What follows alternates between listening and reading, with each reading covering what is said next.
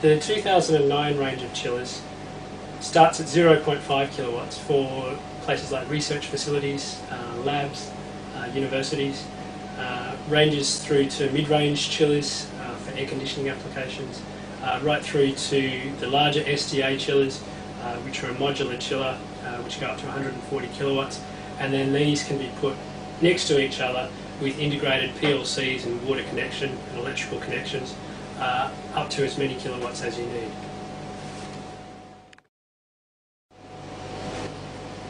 Who's used these chillers before? People like research labs and R&D companies are always big users of our equipment.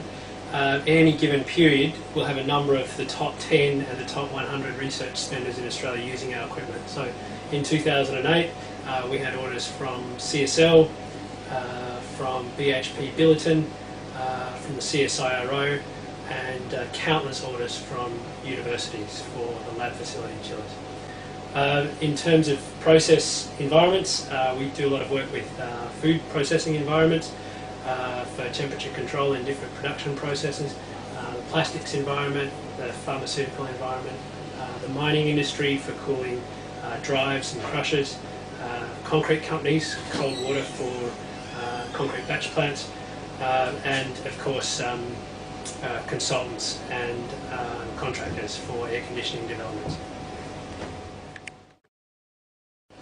The SDA range came to us from one of our customers who suggested it would be a great idea if you could put a standard air-cooled chiller in a service elevator and take it to the plant room. By doing this, you could eliminate the costs of craneage, the costs of traffic control, the costs of police or fire or ambulance, not to mention labour and project managers involved in this. So that's where the SDA range came from. It is the smallest footprint on the market per kilowatt for a number of our machines, and they do in fact fit in a standard service elevator. So when you think of installing SDA chillers versus other chillers that may be available off the shelf, the savings are enormous once you start looking at the installation cost.